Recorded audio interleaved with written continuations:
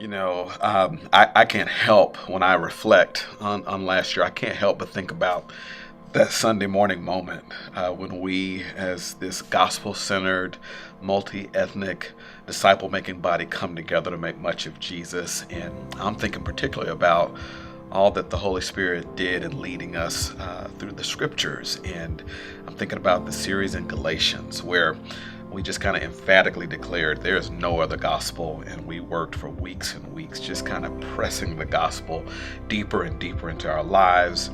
We did a series within that series entitled In Step, where we just talked about the person and the work of the Holy Spirit. I know that really moved me and shaped me profoundly.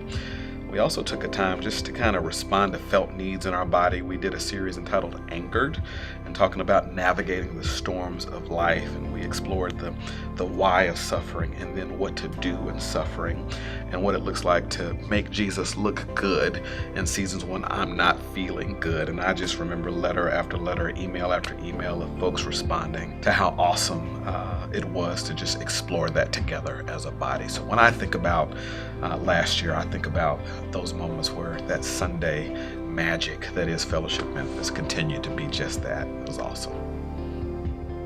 When I think about fellowship groups this last year, I think one of the groups of people that really comes to mind is our fellowship group leaders.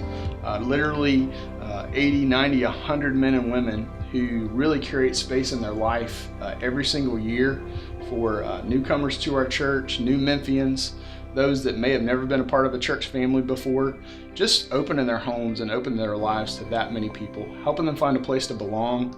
Like, that's a huge investment that I'm really appreciative of.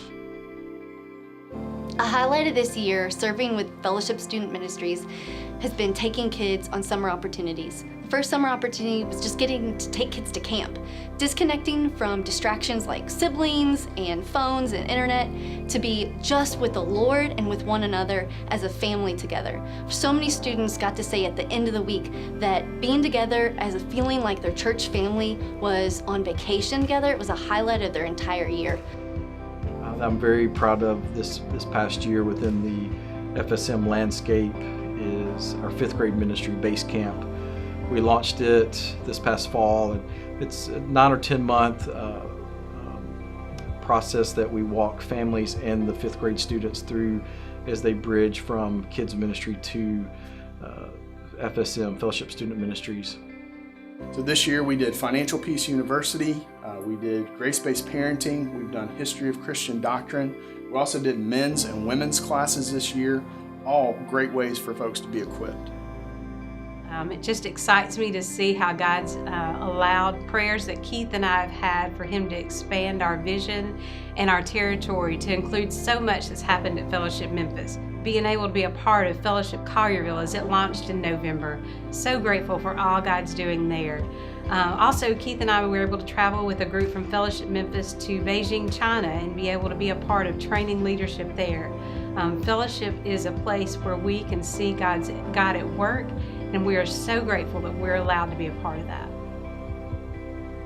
So when I think about our last year in young adults ministry, the most powerful thing has been watching a group of people who come from all different backgrounds and all different cultures and sometimes different countries. And so the thing I'm most excited about for this next year is being able to welcome a whole bunch of new people from all over the place into a community where they can both feel known and loved and walk through life together in a community.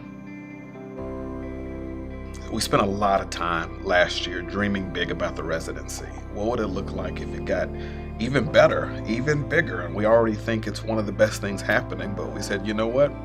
We think it can be the best thing happening. And I remember me and JB sitting down with Pastor Josh Weiss and basically said, Josh, dream. Just see what God can do here. And before we knew it, Josh had a new vision as to how we could kind of explore avenues of growth. And hey, a few months later, I'm now looking at 6 pastoral residents, the most we've ever had at one time, all pursuing graduate level education, all being engaged by us, and we are engaging them to prepare them for future lanes of pastoral ministry. I am so proud of our body rallying behind the pastoral residency. It remains, in my mind, the best thing we do, and we do a lot of good things, but the residency, still one of the best.